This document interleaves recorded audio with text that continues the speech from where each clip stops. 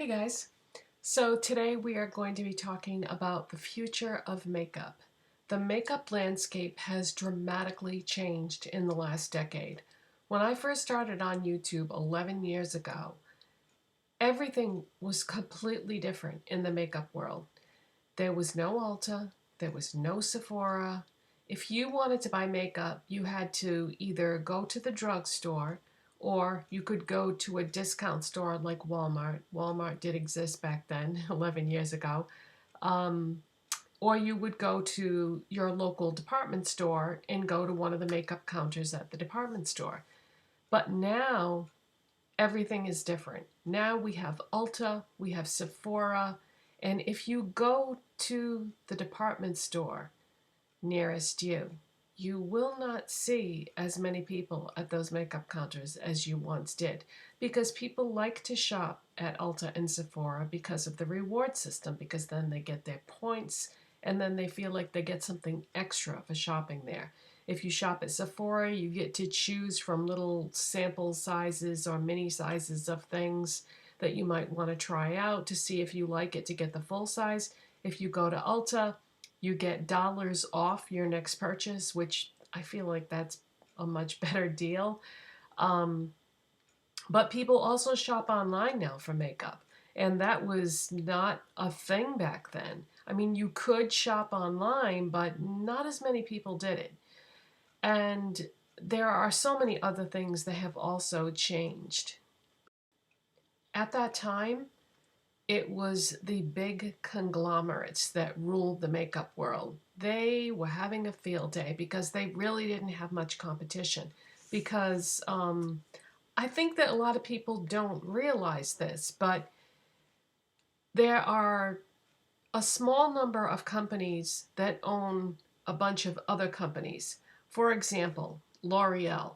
L'Oreal isn't just L'Oreal. L'Oreal owns a bunch of other brands, such as Maybelline, and Estee Lauder is like a parent company. And then they own a bunch of other brands like MAC, Clinique, Bobbi Brown, Tom Ford. Um, there are a bunch of companies within the company. And another example would be Shiseido. Shiseido owns NARS, Bare Minerals, but another one of the major players is LVMH, which stands for Louis Vuitton Moet Hennessy. Now, they do a lot more than makeup. They, if you are familiar with those names, then you may recognize them from liquor, designer luxury items, but they also dabble in makeup. They own Sephora and many of the brands that are sold in Sephora, such as Benefit and what would be another example? Makeup Forever, Givenchy. So these big conglomerates own a lot of other companies. Now, as time went by, new brands emerged. And what would happen was the brand would get more and more popular. Let's use Urban Decay as an example. Urban Decay at one time was independently owned, and they got more and more popular.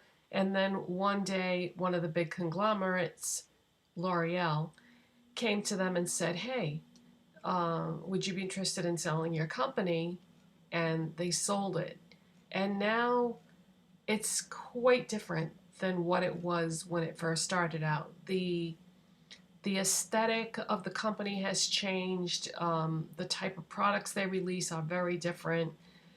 But this is what happens in the world of business. Another example of a company that did the exact same thing is Too Faced. Too Faced hasn't really changed their aesthetic that much over the years, but they did the same thing. And a lot of times what happens with these big companies or brands is they will sell the company to a larger company, but they'll still have like the creative aspect to it where they make the decisions about what type of products are going to be leased, where are they going to go, what is their plan for the future. that sort of thing. So, like Jared Blandino, I hope that's his name. Yeah, I'm pretty sure that is. Like, he's still the creative director of Too Faced, but he doesn't own it anymore because he sold it. So, this is what happens with these large companies. This is how they get um, other brands under their umbrella and dominate the market. Now, that's how it always was. But I see everything changing in such a big way, in a lot of different directions. Now we have makeup artists starting their own brands. Pat McGrath, Natasha Denona, Charlotte Tilbury, Kim Kardashian's makeup artist Mario D. I'm not going to try to pronounce his name. It's 5 syllables. It's Albanian, and I know I'm going to butcher it if I try. So you know who I mean. Makeup by Mario. Who else do we have? Kevin Aucoin, Bobby Brown. Now, Kevin Aucoin passed away many years ago, but his brand, he still exists as a brand. And Bobby Brown, she sold her company many, many years ago to Estee Lauder, and she was the creative director for a while, but she's not even doing that anymore. So she has washed her hands of what was once Bobby Brown Cosmetics. But these makeup artist originated brands have done very well. I mean, Pat McGrath is, I think, a good example of what can be done if a makeup artist decides to start their own brand. And all the other names I just mentioned have had a great success as well. So I expect to see more of that type of thing in the future. I know that Mario is going to be starting his own brand soon, very soon. He just released a set of brushes at Sephora, but I believe he's going to be releasing an entire brand of cosmetics. And since he launched that brush set at Sephora, that leads me to believe, and this is just a theory, but that leads me to believe that his brand will probably be at Sephora, I would think, but that remains to be seen. Now, the most obvious thing that has changed is influencer brands. Jeffree Star is the first thing that comes to mind. You know, he started a YouTube channel where he was talking about makeup, and then shortly thereafter, he releases his own brand, still reviewing other brands. Are they Jeffree Star approved? And I think that, you know, obviously he did it in such a way that he was collabing with Morphe and they would sell his products in their stores. He has his own website. He's also on Beautylish. Now he's in other countries and has stores in those countries where you can buy his products. And when he released the Shane Dawson collab, he broke the internet pretty much and broke Shopify. So obviously, influencer brands are a thing because people who are really, really into YouTube, I'm sorry, people who are really, really into makeup watch a lot of makeup type videos on YouTube. And so Jeffree Star is just the beginning, I think, of what we're going to see. We've seen Tati Beauty release her own brand.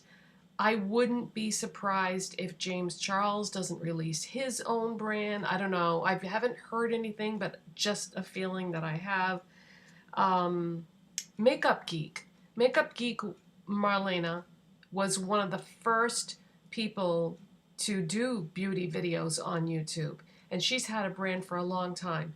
She just rebranded her brand, and I'm very excited to see what the future holds for her because I always liked her products, and now she's in select Target stores.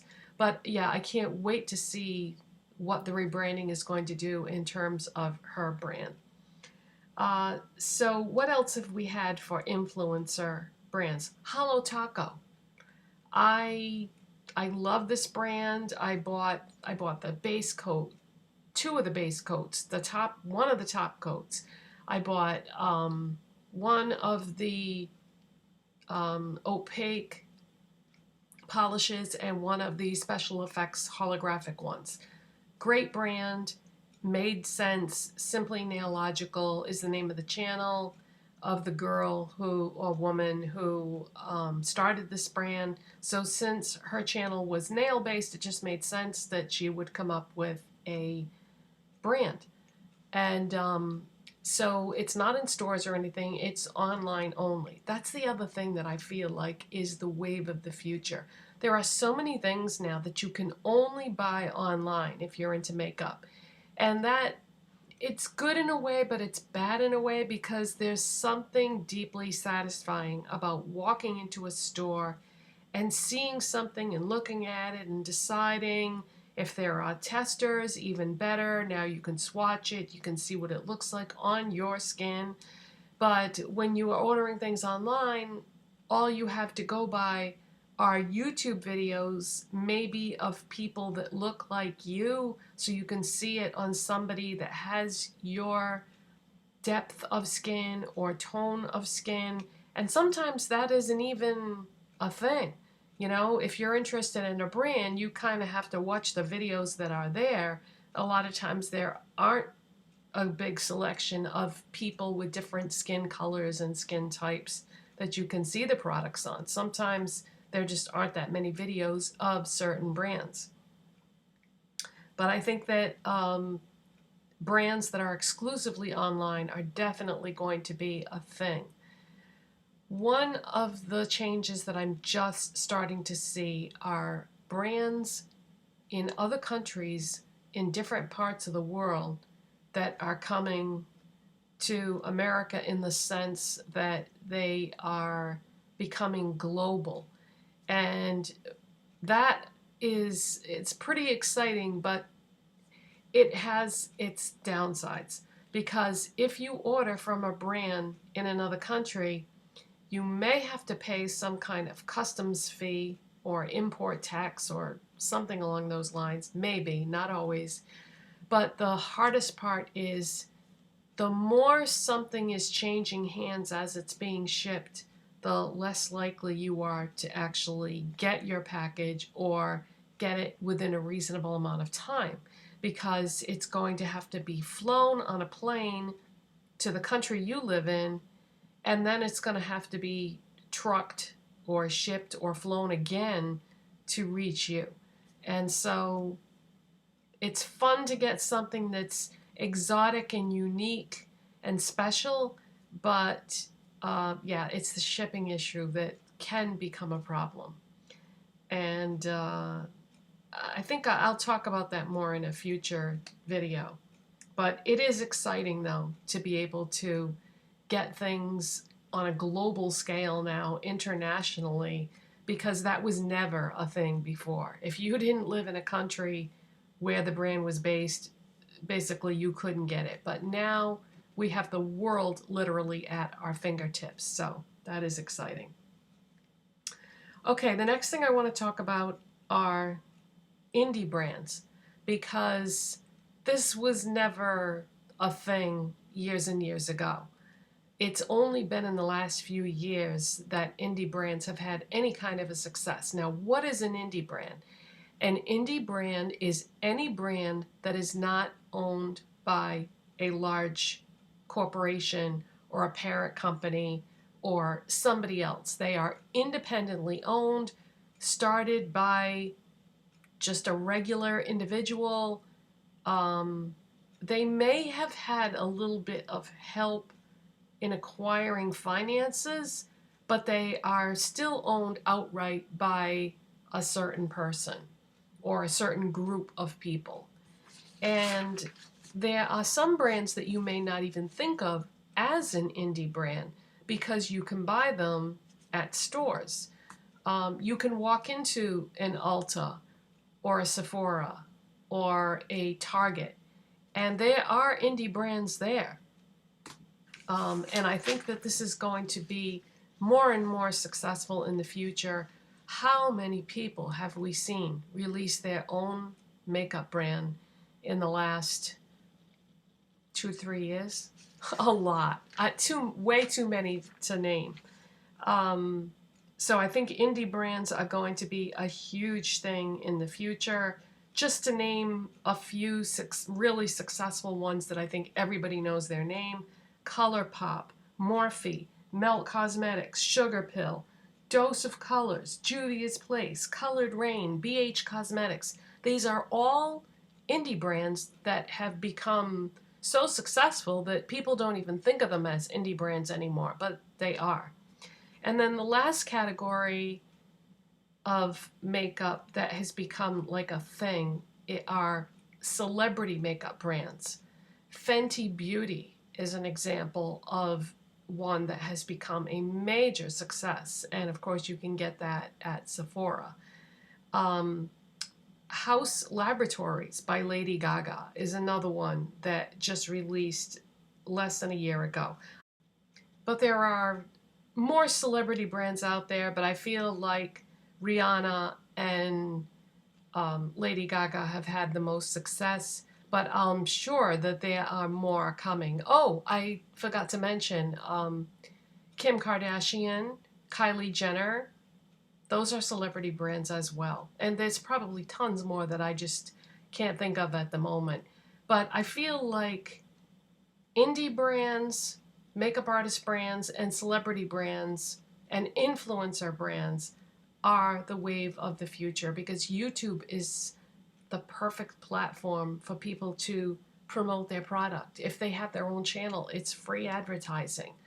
And I feel like makeup has also changed in the sense that it used to be many years ago that people had one lipstick, one bottle of foundation, one mascara, one of each category, and that was it. They didn't experiment with colors. They didn't have a collection. But makeup is no longer just functional. Makeup is a hobby, especially amongst younger generations. It's become like a thing that everybody wants to have the latest, newest thing. And I do that too, even though I'm older, but it's obviously because I'm on YouTube and I try to anticipate what I think people want to see. But I also do a lot of things and buy a lot of things just because I'm interested in them. But yeah, makeup has become more of a hobby rather than just a functional thing of trying to, you know, look pretty or more attractive or experiment with color as far as the artistry of it goes. But yeah, it's an explosive business that is only going to get bigger, I think, in the future. But all those things that I talked about in the secondary part, I think, are the future of makeup. I think that when it comes to department store counters, I think it's just a matter of time before there won't be, I hate to say it, but I don't really feel like there's going to be department stores in the future. I don't, because how many of them have you heard filing for bankruptcy and closing? What was it, Barney's, that just closed or is in the process of closing right now? And then there was another one, another major one that had closed too in the last couple of years. But in the last decade, they've just sort of changed hands and become something else. But yeah, I don't think there's going to be department stores in the future. I really don't. They're all struggling, whether it be Macy's or JCPenney or Sears or any of them. So Sephora is going to have to pull themselves out of all the JCPenney's and open freestanding stores at malls like they have at some malls. But yeah, I don't think that people are going to be buying their makeup at department stores anymore. So that's it, you guys. I think I pretty much covered the spectrum of what I think is happening with the makeup world. I hope you found that interesting. If you did, please give it a thumbs up. Subscribe if you're not already, and I'll see you next time. Bye.